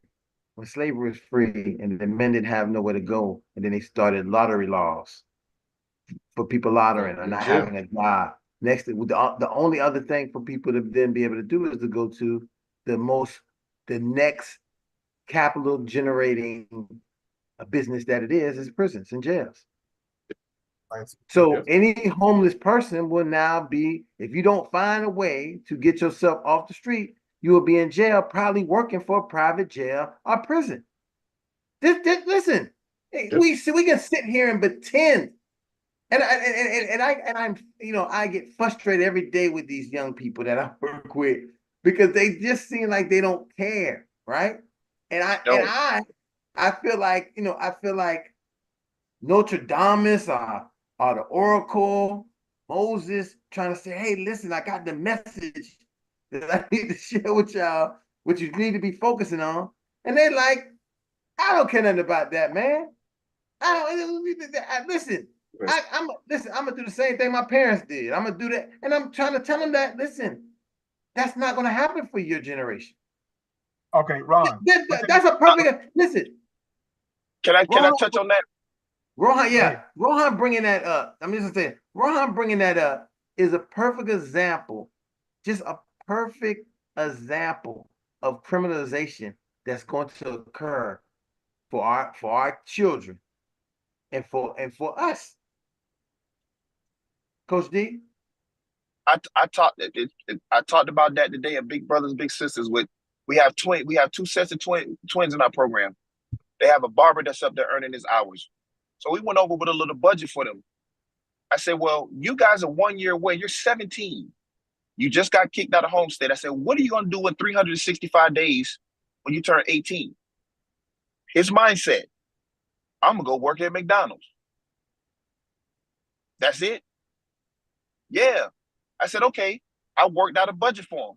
I gave him a simple budget. $15 an hour at McDonald's times 40 hours a week. That's 600. 600 times 4, 2,400. You like George, we went over a whole budget. He was left with $200-some. You know, his simple answer was, and that's why it goes back to these kids, like you said, these kids just don't care. They just want the easy way. He said, I'll get a second job. I said, well, how are you going to get a second job? Because in a minute, GEDs are already obsolete. In a minute, a high school diploma is going to mean nothing. You're either going to have a trade or you're going to be forced to go to college. What are you going to do? I figured out when I get there. That was his answer. I figured out when I get there. Okay. I'm going to tell you what the kids rejected. It took me a while to realize this, but I think they're right to reject it. What we teaching as Black people, and I think we do it back to that PTSD thing I was talking about, post-traumatic slave divide, or disease, or whatever you want to call it. What they're rejecting, you ready for this? Is your worry. What they're saying is, man, hey, man, without knowing they're saying it, they say, don't teach me your worry. Teach me how to war, but don't teach me your worry. And what we don't want to see as adults, we just want to see that, we just thinking like, oh, we don't even know that we teaching them how to work. And they were like, no, I'm rejecting your worry.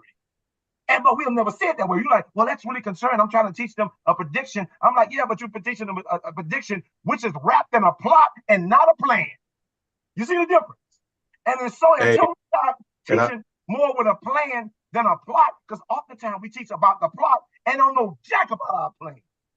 Nothing. No, but in our program, we give them a plan. We teach them to do resumes. We take them on job interviews. Like, we give them an out to try to help them. So I'm not really putting a worry, but I just asked them a logical question because he's like, yeah, I'm about to graduate and I'm gonna do this and I'm gonna do that. My simple question was, how are you going to obtain that? And his answer was, I'll get a job at McDonald's for $15 an hour. But you want a fast car, a 3-bedroom house, but your answer is $15 an hour at McDonald's. That's the reason I went on asking them the rest of the questions. They're not being taught. We're taught about white people kids are taught business owners. We're teaching our kids to go work for somebody for the most part. Not all of us, but just in general. So in our program, we're trying to teach them, hey, don't go work for somebody. I said, go start your own business. I said, you like to do computers and good with your hands. Well, I don't want to do that either. And I said, and I left them alone. I said, okay, well, we'll help you figure it out whenever you cross that road. But remember, he told you, you really had the opportunity to build on the real answer he gave you. You understand? But you kept raising the bar as opposed to dealing with the bar he gave you. He said, you know what? I'll figure it out. You understand? You weren't satisfied with that answer. Because Lightborn. Go ahead.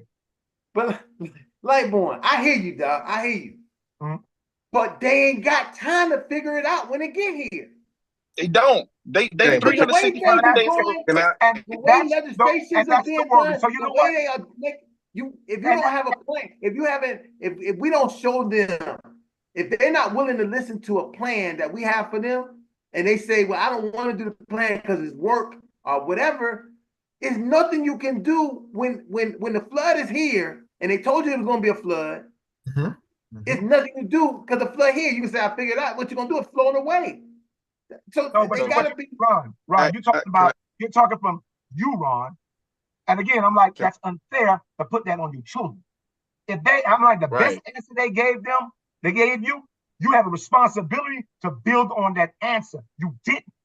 And then the thing about it, because you want them to know with all your experiences and all your time to get to what you know now, you want them to know where they at to what you know. And this year, I'm like, and they're not gonna have time. I'm like, you had the time. And so why are we not that's a benefit? But that's a benefit. Give them the time that people gave you. That's all I'm saying. It's a benefit, bro.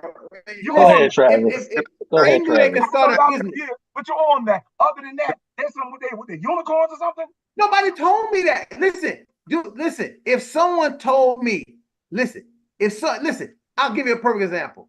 If someone told me, hey, you know, your life would have been different if you would have went and danced with 69 boys. You forget about going to college. You would have danced with 69 boys, then you would have been a dancer, then this would have happened, that, all these things. You would have went and danced with the 69 boys and said, whoop, there it is, and whooped it up. You would have been, but my mom said you ain't doing that shit because that ain't no stable. She said that you're not doing that, and you're gonna go and go to school. So I went to school and I got a career that I would always be able to get a job in. But I still did the stuff I wanted to do. So I still did what I wanted, but I also listened to my mom to have a safety plan. Go ahead, Travis. So I just want to add to this. I love where you are going. I'm open to coming to young youth and speaking to them. I'm glad that you all give me this opportunity. But let you.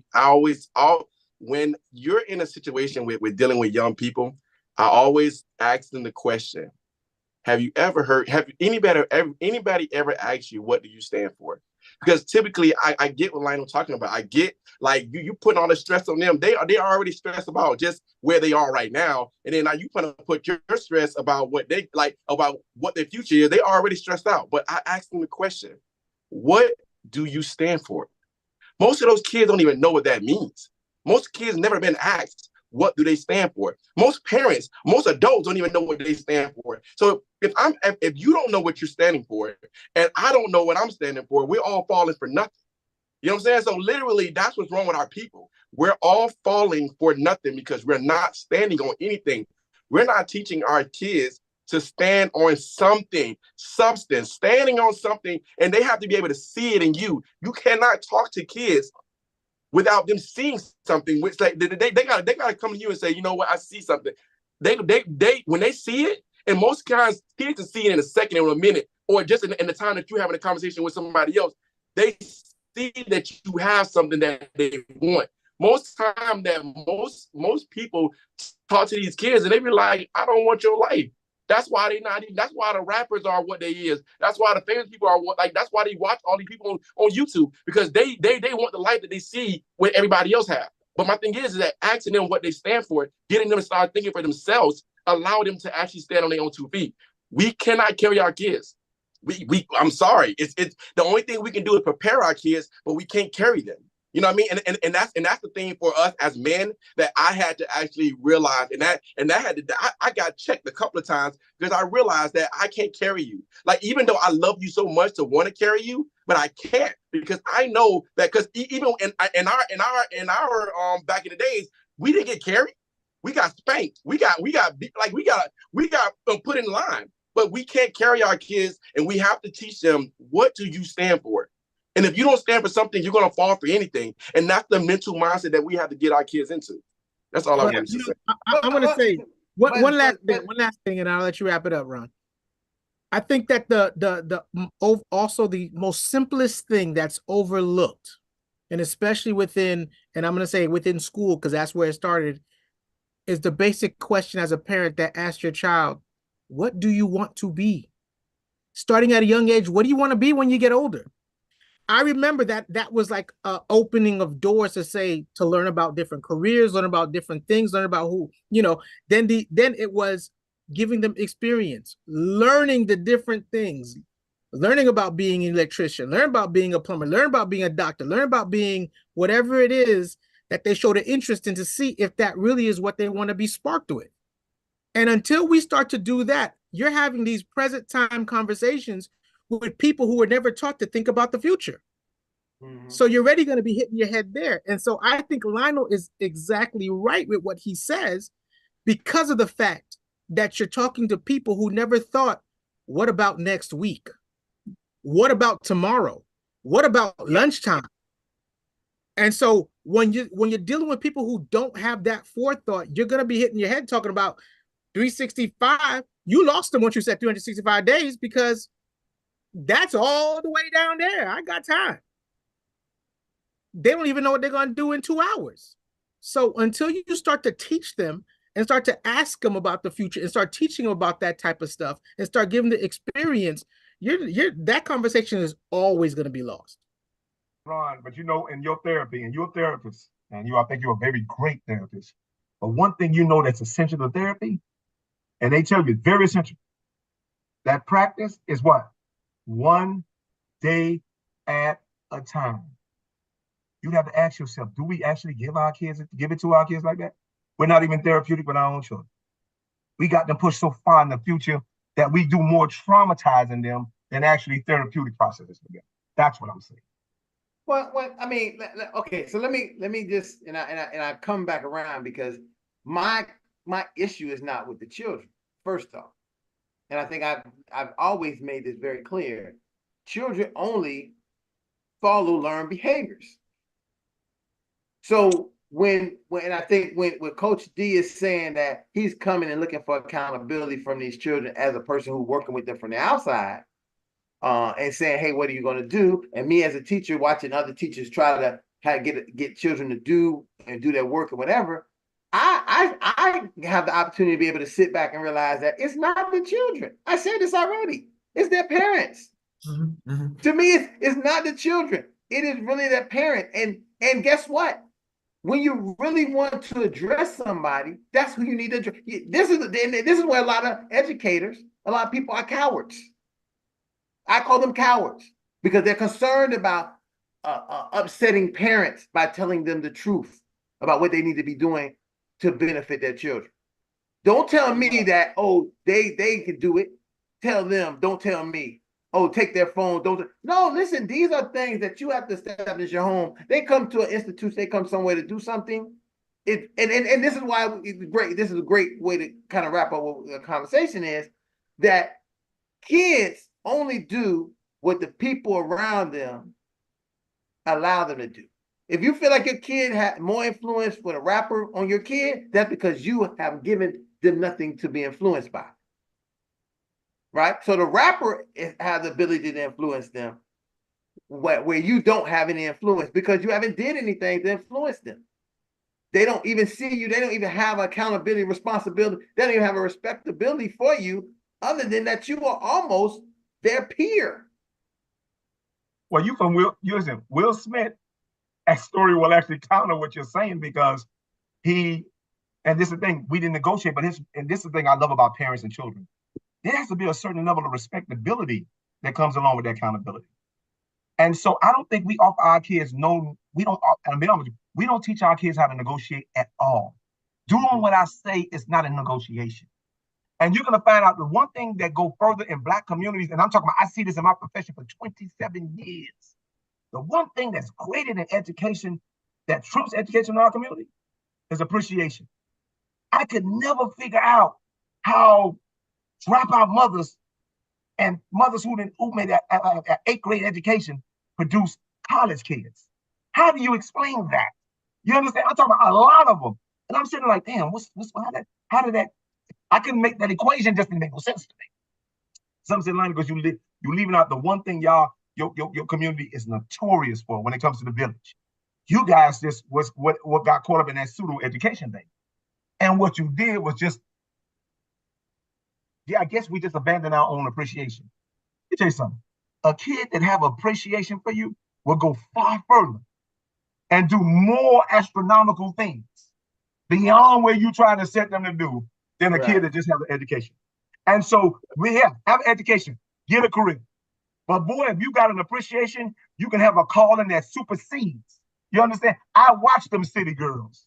Literally, I watch them city girls every day at with my cousin doing their hair at what they call USA Flea Market. Them girls didn't waver. Listen, when I say you didn't waver, there's nobody in Miami-Dade County couldn't tell them girls they wasn't gonna be what they was gonna be. And so guess what? And nobody said different. And we watched them go from the Poke and Bean project to where they are now. And so I'm like, maybe we need to ask them and study criticizing them for what they are. I'm like, what made you, what pushed you, what drives you, what got you to where you are? I've heard football players say, man, he said, my mama being on the couch. We never get those stories. We just assume that every story of success is institutionalized. And that's not true. Not in our culture. We need to really get to the real nitty-gritty of those stories, do our own studies, and put our own narrative out there to change our own nations. That's all I have to say.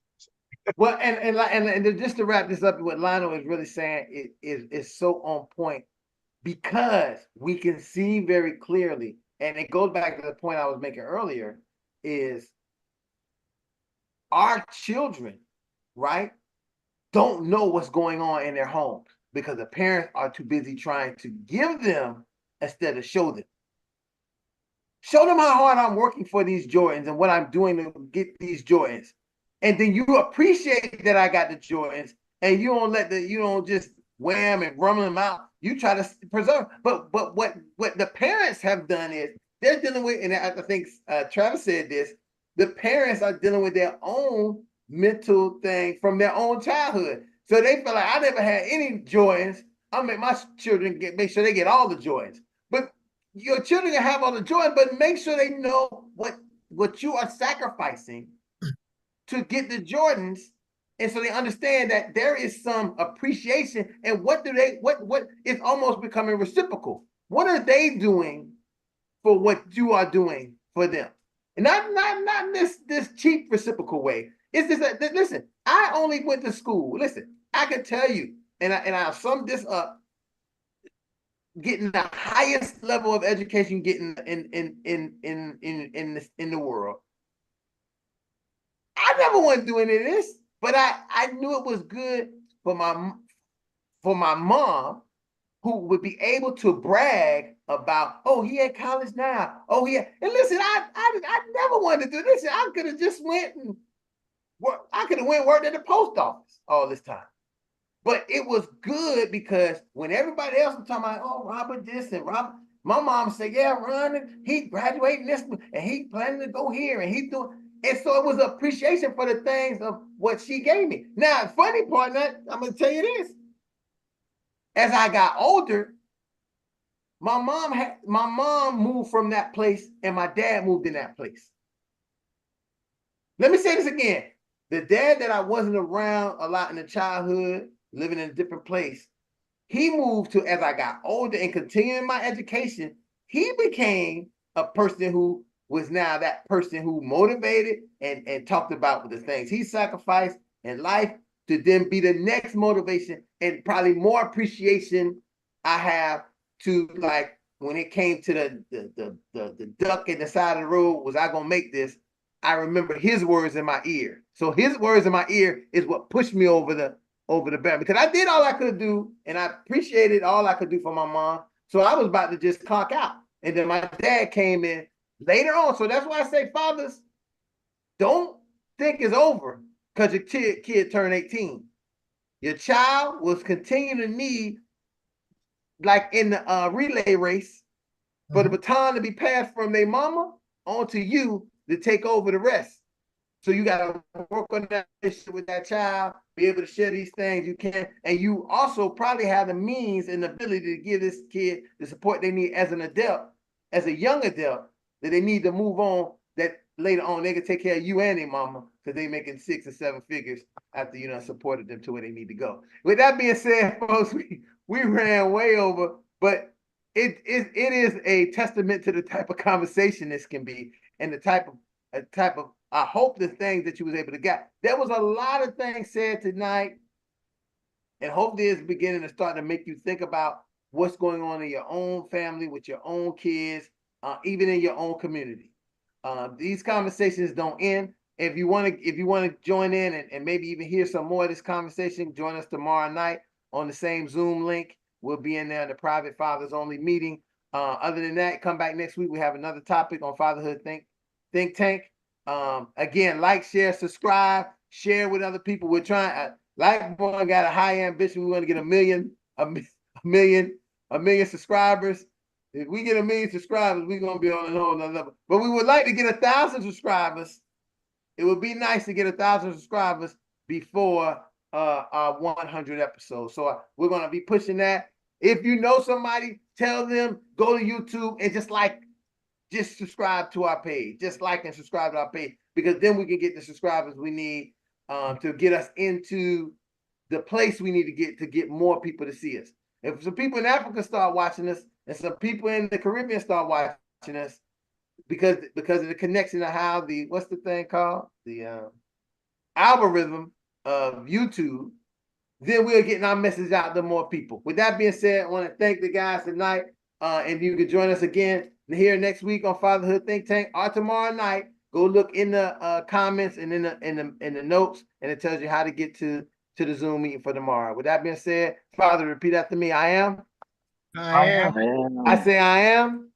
I am. I am a man of honor. I am a man of honor. I am. I am. I am. I am. I am a man of courage. I am a man of courage. I say I am. I am. I am. I am. I am a man of respect. I am a man of respect. Come on, fathers. I say that I am. I am. I am. I say that you are.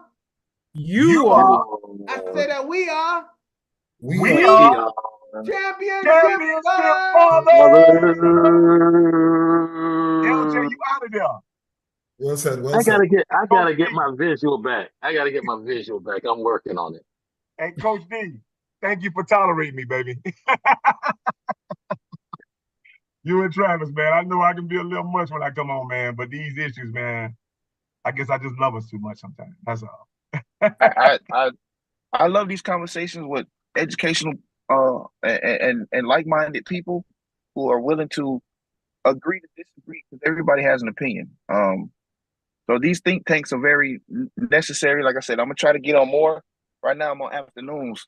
I'm trying to get my shift changed back to days. So it's gonna be me trying to get on him. I have these conversations with Castro all the time. So and a few of my coworkers.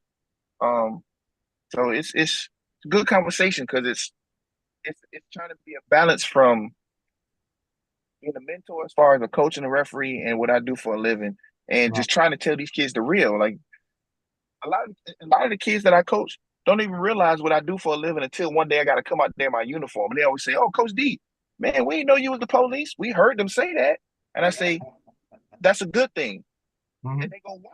I said, because if you can't tell what I do for a living, that means this badge has not changed me. I'm the same old kid from Overtown. And they go, you from Overtown? 17th and 5th. I went to Dunbar, Booker T when it was a middle school.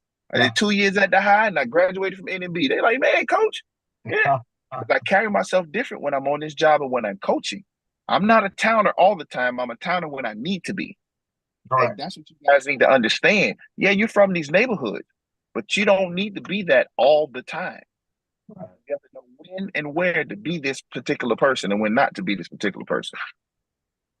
Well, we appreciate the work you do, man, and the man you are. So keep up the great work. Thank you. I'm trying. Because they don't see enough people like me to do this job that has this type of perspective. Absolutely. All right, fellas, man. Much love. I'm going to get some dinner. All right.